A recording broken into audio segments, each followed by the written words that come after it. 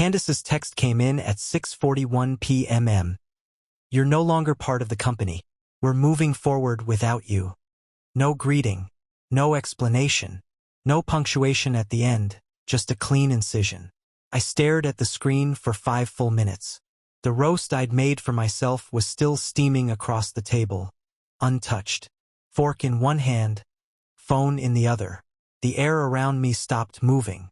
The hum of the refrigerator became the only sound in the kitchen. Then I typed one word. Understood. I didn't follow it up with a question. Didn't ask why. Didn't send an emoji. A final plea. A confused ellipsis. I set the phone down beside my plate, pushed the roast away, and rose from the table. Walked into the study. Closed the door behind me. Sat down in the leather chair with the loose stitching that Candace once tripped over as a child. And I began to move. Not out of anger. Out of clarity. I opened my laptop. Logged into the root accounts. Not the shared ones, those were just for optics. I had built deeper levels beneath the company, beneath the trusts, beneath even the family foundation she liked to brag about at donor events. Layers I never mentioned because she never asked. The retirement portfolios, the property liens, the secondary holding corporations folded into Delaware shadows. All of them bore my name. Not hers. Not the board's. Mine. I'd kept them clean and separate, feeding them through years of sacrifice and strategic paranoia. Not because I expected betrayal, but because I knew better than to expect loyalty. I revoked every access token, locked every wire route, froze every discretionary fund that had quietly fed her executive account bonuses, travel stipends, and those little weekend getaways to Aspen she posted about but never paid for. By midnight, the system was clean, impenetrable. The financial heartbeat of our empire stilled in my hand like a bird I no longer wished to feed. At 1:12 a.m., her first call came in. At 2:03, the CFO called. At 3:47, the board chairman texted, "John, this can't be how it ends. Please call." By dawn, I had 23 missed calls, 8 voicemails, and a calendar invite to a clarification meeting. I answered none of them. My name is John. I'm 57. And for over 3 decades, I built that company from dirt. No outside capital. No inheritance. Just sweat and asphalt and 1,000 hands I shook at rest stops and loading bays and 3 a.m. border crossings. I built the first route myself. Drove it for 6 months before I could afford to hire another driver. Slept in the truck. Ate from gas station shelves. Wrote invoices by hand. When my wife, Lana, got sick, I didn't slow down. I sped up. Worked double so the house would stay warm. The insurance premiums wouldn't lapse. The cancer wouldn't steal everything at once. When she died, Candace was 19.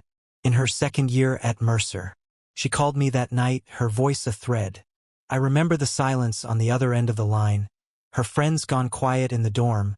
The world shrinking down to that one phone call. I told her, "It's okay, baby. You come home. We'll figure it out." She did. And I did. I gave her 6 months to grieve. Didn't ask her to work. Just let her drift through the house like a leaf I was afraid to touch. I'd come home late to find her asleep in Lana's old recliner. The TV playing old movies on mute. Her hands curled into fists. She joined the company on her own terms. Said she needed something real to hold on to. Junior analyst. I gave her no special treatment, just the tools. Let her find her own way. She was sharp. Observant. Never asked the same question twice. Clients started requesting her on calls. Vendors listened when she spoke. She streamlined things I had let sit in chaos. I was proud of her. Deeply. So when she asked to own more of the client lifecycle, I said yes. When she proposed a new onboarding model, I said yes. When she sat across from me and asked to represent the company at a national logistics summit in Charleston, I said, "Take the stage." The board loved her. Her youth, her polish, her command of the room. They said she was the future. They said it often. And I let them, because I believed in legacies. I believed that blood was a currency that bought you more than just resemblance. I believed that if I stepped aside and made room for her, She would honor the hands that built the floor she stood on. But I forgot something. Children don't always want to inherit. Sometimes they want to conquer. It started with the CC lines. Memos that used to have my name stopped arriving. Slowly at first. Just operational briefs, contract updates. I thought she's busy. Streamlining. Then I stopped being invited to pitch meetings. Strategic reviews. Vendor summits I had once led. I told myself it was growth. That I was aging out and that was okay. I'd done my time in the field. Let the new generation shape the future. I took up gardening. Started reading again. Found small rhythms to fill the growing silence. But silence, it turns out, is not peace. It's just the absence of feedback. I still signed every major check. Still approved every multi-region contract. Still paid the lawyers that structured her promotions and cushioned her buy-ins. She didn't ask where the money came from. She just assumed the accounts were endless. I didn't correct her. The day I knew something had shifted beyond repair, I was standing in the conference wing of our Atlanta office. A regional partner I had brought in from Savannah, old school, handshake loyal, walked past me on the way to the boardroom. Didn't stop. Didn't nod. Didn't even make eye contact. And I realized my presence had become a ghost in my own corridors. People had been told not to engage. My name had been scrubbed off the internal map. I told myself I could live with that. That love for a child means knowing when to let go. That dignity isn't measured by email invites. Then the text came. You're no longer part of the company. We're moving forward without you. Not even a hi, Dad. Not a call. Not a knock on my door. Not a face-to-face. Just a string of words shaped like policy. That was her final pitch. Sterile, efficient, surgical. I didn't argue. Didn't demand to know who had influenced her. Didn't remind her that her salary still drew from an account I created during Reagan's second term. I just typed understood. And then I shut it all down. They tried to patch it, of course. A letter arrived the next week. Handwritten. On my old stationery. We didn't mean for it to go this way. Things got out of control. Please talk to us. You're still family. I read it twice. Folded it. Tucked it into the drawer beside the faded picture of Lana holding Candace in the hospital. Both of them wrapped in sweat and light. Because I knew the truth. They weren't sorry. They were scared. Scared of what happens when the scaffolding realizes it doesn't have to hold the weight anymore. Candace didn't want me back. She wanted control back. It's strange. How a man can spend a life building something. A home, a company, a daughter's future. And one text can peel the paint off everything. Show you the rot underneath. The assumptions. The quiet contempt. But there's something beautiful about clarity. It stings. But it doesn't lie. I still remember the day Candace stood in front of a room full of investors and said, I'm proud to continue the legacy my father started. I remember how the room clapped. I remember how I clapped. But legacy isn't a torch. It's a blade. And the one who takes it decides what it cuts. There's a kind of blindness that comes not from ignorance, but from love. I saw the signs. All of them. The change in tone.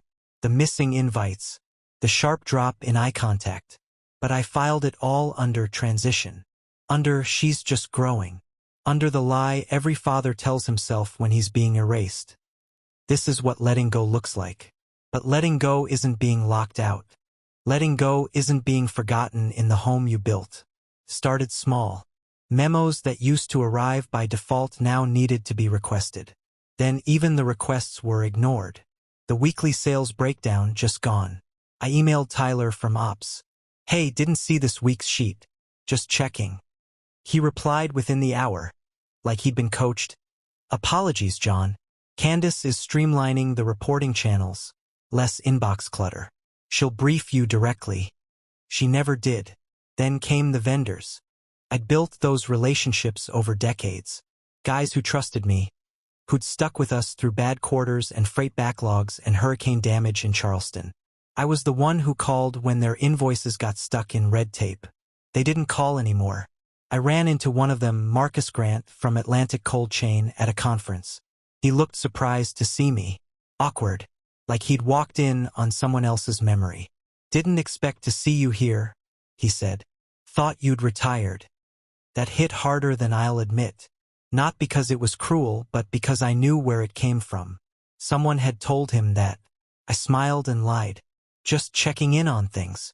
He nodded and moved on. I watched him walk into the keynote Candace was about to deliver. She never saw me standing there. Or if she did, she didn't flinch. The next month, I tried to sit in on a financial review. Not to lead it, just to listen. To learn how things were shifting. Reception had no record of my name on the attendee list. I had to sign in as a guest. A guest. In a building I paid to lease. Using a brand I trademarked. When I stepped into the conference room, a hush swept the table. Candace didn't look up from her laptop. She just said, "Oh, didn't know you'd be joining." I said nothing. Took a seat. The meeting went on like I was invisible. Not cold. Not rude. Just unnecessary. Afterwards, I walked past her in the hallway. She didn't stop me. Just said, "Let's catch up soon, Dad." Her voice was all boardroom. Smoothed over.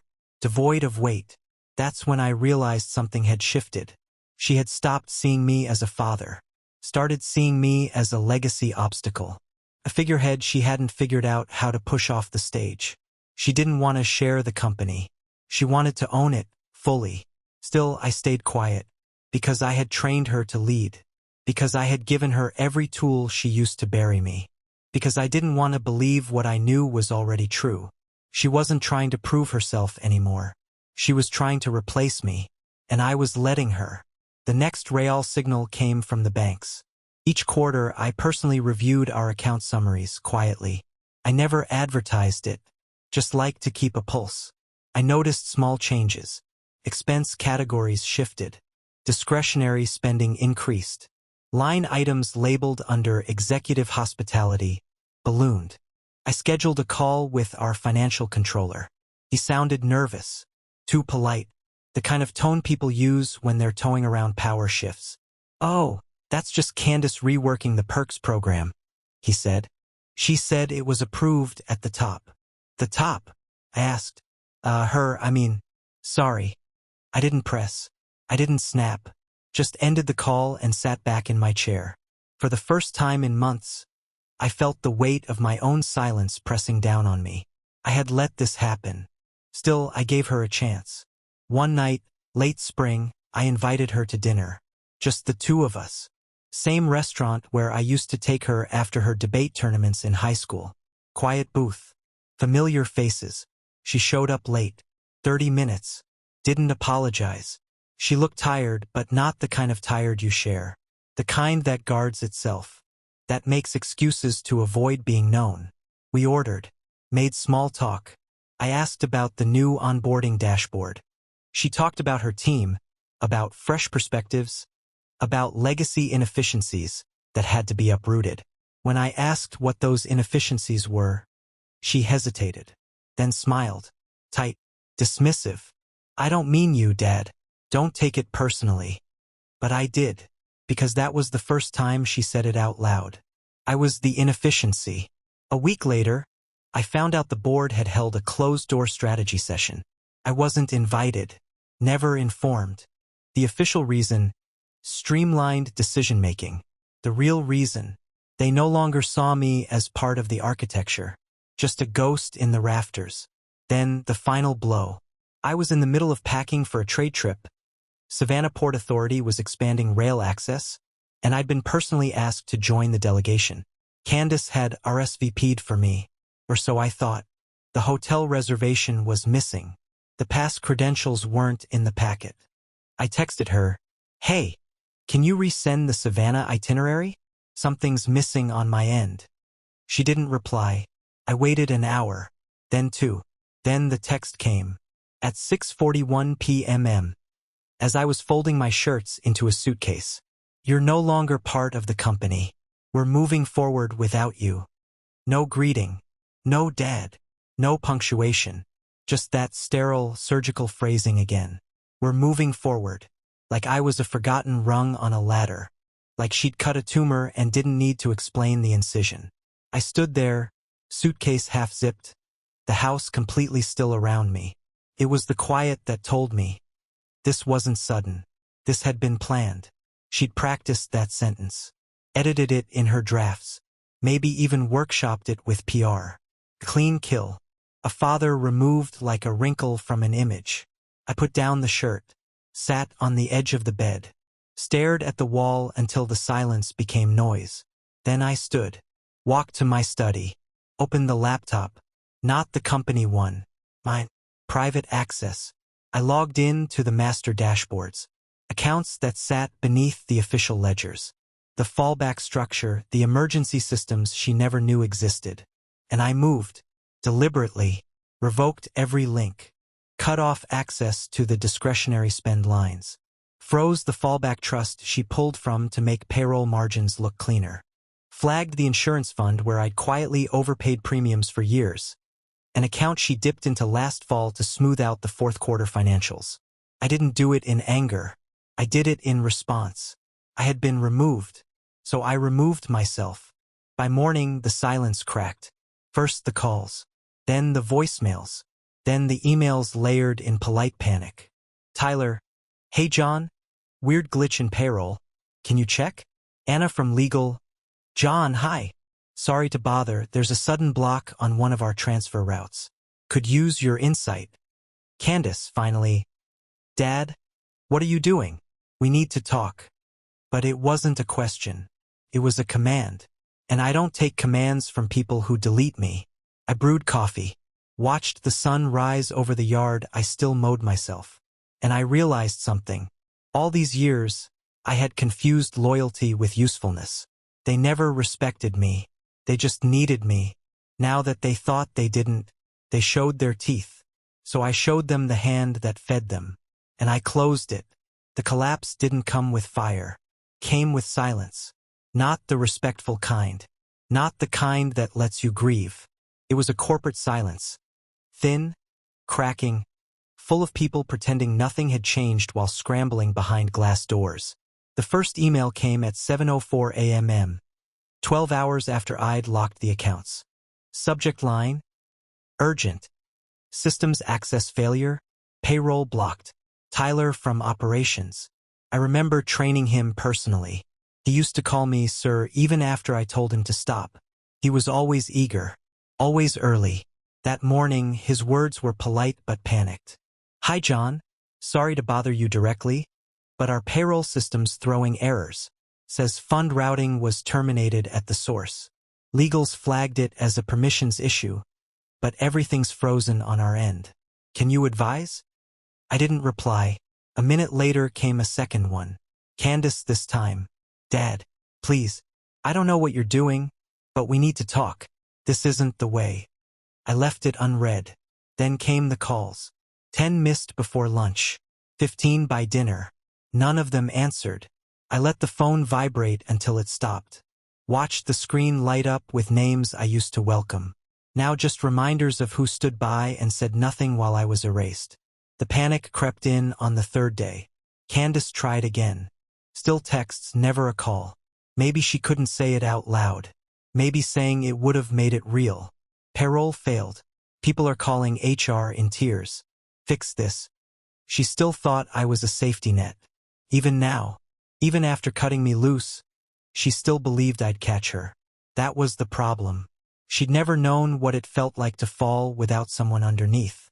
By the end of the week, I had a stack of letters. Real letters. Ink and paper. Some typed, some handwritten. Most polite. Some begging.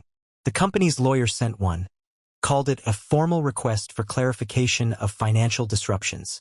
A lot of fluff words wrapped around fear. They didn't want to say what they were really thinking. Did we just burn the man who held the fire? Candace's came last. Cream envelope. Her name in looping script. No return address. I opened it slowly. Read it once. Then again. Dad, we didn't mean for it to go this way. Things got out of control. People were pressuring me. I thought you wanted to step back. I thought you were done. I never wanted to hurt you. Please talk to me. You're still family. I folded the letter and put it in the drawer beside my wedding band and the photo of Lana in the hospital gown. holding Candace on the day she was born. Because it wasn't a letter of remorse. It was damage control. She didn't say sorry. She didn't ask what I needed. She asked for the machine to be turned back on. She wasn't mourning me. She was mourning the money. The next week, the company made a public statement. I wasn't named, of course, but I knew what it was. A preemptive strike to stop shareholders from panicking. Due to unforeseen technical issues, certain financial processes have been temporarily suspended. Our leadership is actively resolving the matter and assures continued growth and stability. I almost laughed when I read it. Continued growth. As if growth could happen on a hollow foundation. As if words could cover up the missing numbers. That Sunday, I drove past the Atlanta warehouse. I didn't stop, just watched it from the lot across the street. The yard looked the same. Tractors pulling out, forklifts loading pallets. But something was off. Slower. I could see it in the way the floor manager moved. Pausing between shouts, holding his clipboard tighter than usual. They were operating like a man running on adrenaline, not oxygen. Still upright, but starving inside. That's what I had built. Not a company, a body. And they thought they could cut out the heart and keep the limbs moving. Tyler called again. Left a voicemail this time. John, please. I know you're upset. But we're bleeding here. People can't get paid. Vendors are pulling out. Even shipping's stalling. 3 hubs reported loss delays this week. You were always the one who made things work. I get it now. We all do. I deleted it. It wasn't personal. It was clarity. They didn't get it when I was there. When I was showing up. Signing off. Filling the gaps they never saw. They only got it when I left. The board sent someone to speak on their behalf. Nathan Caldwell. Young, overgroomed, probably wearing a tie he couldn't afford before Candace promoted him. He showed up at my door without calling. I didn't let him in. He stood outside and said, "We'd like to renegotiate your status." Status. Not role. Not place. Not contribution. Status. Like I was a piece on a chessboard that could be repositioned. I told him to leave. He hesitated, then said, "They're scared, John. I'm just being honest. Nobody thought you'd walk away completely. They assumed you'd keep funding things, even if you weren't part of it." I leaned on the doorframe and looked him in the eye. "That's the problem, Nathan. They never asked what I needed. They just assumed I'd bleed quietly." He said nothing after that. Just nodded and walked back to his car. His shoes crunching on the gravel like they were too soft for the weight of failure. That night, I got one last message from Candace. Shorter this time. "This is all spiraling. Please, just talk to me." No dad. No signature. Just another plea from the other side of a wall she built herself. And I felt nothing. Not rage. Not grief. Just distance. I started walking in the mornings. No phone. No watch. Just the trees behind my house and the sound of the wind moving through the branches like breath. The town was quieter out here. Not like Atlanta. Not like the boardrooms with their endless noise. I'd see the same man every morning. Old guy, maybe 10 years ahead of me, sitting on a bench near the river. Never said a word. Just nodded when I passed. I liked that. The nod. No demands. No expectations. Just presence. It reminded me of something I hadn't felt in years. Dignity. The truth is, the collapse had started long before the text. It started the moment Candace stopped asking me for advice. The moment the board began whispering without my name in the room. The moment I stopped being seen as essential and started being seen as inherited. But I'd allowed it. That was my sin. I mistook inheritance for gratitude. I mistook legacy for loyalty. I thought because I'd built something it would remember me. But buildings forget their architects the moment the roof goes on. Now, every time another letter arrives, I open it with steady hands. Some are threats, legal positioning. Some are pleas. Come back, at least for now. But none of them say what matters. None of them say, "We were wrong." They say, "We're losing money. We didn't know you held the keys. We assumed you'd never let us fail." That's the real panic. Not that I'm gone. That I finally stopped giving. I still haven't called Candace. Maybe I never will. Because I'm starting to see something clearly. They didn't want a father. They wanted a sponsor. And sponsors don't get love. They get invoices. I poured my life into that company. Not just money. Meaning. Time. Memory. The last pieces of Lana. The years Candace was growing and I didn't know how to grieve, so I built something instead. A monument, I thought. But monuments don't matter to people who didn't pour the concrete. They only matter to the ones who laid the foundation by hand. And I did that. Alone. Now, in this quiet house, I sit at my desk and look out the window. The leaves are starting to turn. Slow. Reluctant. But changing. Same as me. I still think of Candace. Of course I do. You don't stop being a father just because someone forgets. But maybe I stopped being her father long before that text. Maybe I was just the man she needed until she didn't. And now she needs me again. But I'm not the man who stays after the locks have been changed. Let the calls come. Let the letters pile up. Let the silence stretch until it becomes something they can't fill. Because now, for the first time, they're learning what it means to stand on their own. And I'm learning what it means to walk away without guilt. Now I live just outside Savannah. Not the city proper, but a quiet edge of it, where the houses sit far enough apart for privacy but close enough to borrow sugar. The river bends behind my backyard like it's trying to remember something. Spanish moss swings from the trees, soft as breath. There's a quiet here I hadn't heard in decades. Not the silence of boardrooms where no one says your name. Not the silence after betrayal. This silence doesn't punish. It listens. Most mornings I make my coffee black and take it to the porch. The air smells different here. Clean. Damp. Like the ground remembers rain even before it falls. I sit in a creaking wood chair. Lana's old one. The one she used to rock Candace to sleep in when she was a baby. I keep it out here because it belongs to the part of life that made sense. I haven't touched a company spreadsheet in 3 months. Haven't opened a ledger. Haven't reviewed a single line item, budget, or contract proposal. It used to be second nature, reflex. But I've let the reflex die. My name's still on the trust accounts. I check in once a month. Just enough to make sure no one tries to pull me back in. They haven't. Not officially. Though the messages still come. Every week or two, Candace sends something. Never a call. She doesn't want to hear the quiet on the other end. Texts mostly. A sentence or two. Hey, hope you're okay. Things are stabilizing. Slowly. We miss you. That last one almost made me reply. Almost. But I didn't. Not out of anger. I've bled that out. Not out of pride. Pride was never my driver. Out of understanding. Because I finally see it clearly. Love without respect is just debt in disguise. And I've paid enough. Sometimes I catch myself imagining her face when the systems went dark. How she must have stared at her screen, confused at first. How that confusion turned to frustration, then panic. How she scrambled to fix things with people she thought were loyal to her, only to learn they were loyal to the stability I had quietly maintained. Not her name, not her position, mine. There's something sobering about realizing your entire foundation was held up by a hand you slapped away.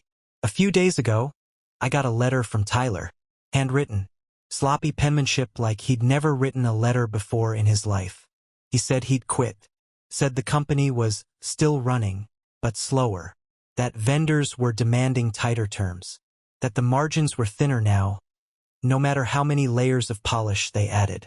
He said he understood now why I always took the calls no one else wanted. He ended with, I hope one day I get to build something that matters like you did. That part caught me, because I didn't know anyone had noticed. Kelly, the last assistant I hired before stepping back, sent me a birthday card. Simple. Just said, you were the real leader. I see that now. I didn't write back, but I kept it. Not because I needed the praise, because it reminded me that memory can outlast noise. Every so often, someone from the old days tries to check in. Marcus from Atlantic Cold Chain called last month. Left a message. John. Just wanted to say, we miss your voice in the room. That was all. Just a man acknowledging another. No agenda. No pitch. Just truth. The company's still alive. For now. It limps forward on spreadsheets and performance decks. The board reshuffled twice in 8 weeks. I hear they brought in a consulting firm, one of those overpriced suits that charge you $5,000 to tell you to reinvent the brand. They don't realize you can't rebrand your way out of a rot that starts in the heart. And you can't fix a house by polishing the shutters if the foundation's cracked. Candace still hasn't said the words. Not, "I'm sorry." Not, "I was wrong." Just small offerings, like pebbles thrown at a door she hopes will open on its own. But she knows, she has to, that there's a difference between missing someone and wanting them back for who they are, not for what they give. I think the moment she says those words, if she ever does, I'll know she's finally standing on her own. Until then, I stay here, not waiting, just living. The river's been rising slowly this past week. Nothing dramatic, just a little higher on the bank each day. The way time creeps up when you stop fighting it. I've started reading again. Real books. Paper ones. The kind that smell like they've been alive longer than you. I find I don't need much anymore. Not the suits. Not the status. Just the porch. The quiet. And the freedom that only comes when you stop asking people to love you the way they should. Lana would have seen it before I did. She always knew how people revealed themselves, not through what they said, but what they allowed. She saw Candace's ambition early. Saw how her love came wrapped in conditions. She never said it outright. Just a look now and then. A quiet, "Be careful." I wasn't. I gave until there was nothing left. And even then, I tried to give more. But I've stopped confusing sacrifice with love. One feeds a fire. The other feeds a grave. Some nights, I sit out here as the sun goes down and watch the water turn gold. There's a line where light meets current. Like two worlds sharing the same skin. I think that's what life is in the end. One world you give to others. And one you finally keep for yourself. I've spent too long in the first. Now I'm learning the second. I don't know if Candace will ever understand what she did. Not really. I don't know if she's capable of seeing her betrayal as more than a misstep. She might think this whole distance is just me being stubborn. That I'm punishing her. But this isn't punishment. It's release. For both of us. Because I'm not her sponsor anymore. And she's not my legacy. We're just two people now. A father and a daughter, separated not by miles, but by the price of forgetting where you came from. So yes, sometimes I ask myself if I was too harsh, if I could have just swallowed it, come back, smooth things over, helped her fix the mess. But then I remember, that's what got me erased in the first place. My silence, my willingness to vanish so she could feel big. And I won't do it again. You can survive betrayal. You can even survive forgetting. But you can't survive being nothing in the eyes of the people you gave everything to. That's what breaks a man. That's what turns his silence from grace into resignation. And I won't go quietly again. The truth is, I'm free now. Not because I walked away, but because I finally stopped hoping they'd follow. And in that freedom, I found something sharper than revenge. Peace. So now I ask you, anyone reading this, anyone listening, was I wrong? Was I cruel to pull the plug on a machine that had forgotten who built it? Or was it the only choice left to a man who finally realized he was never seen as a father? Just a faucet? Would you have stayed? Would you still be paying? Would you still be clapping in the audience while they erased your name from the credits? Or would you do what I did? Walk out, close the door, and never look back? Because maybe the hardest love of all is the one where you love yourself enough to stop being used.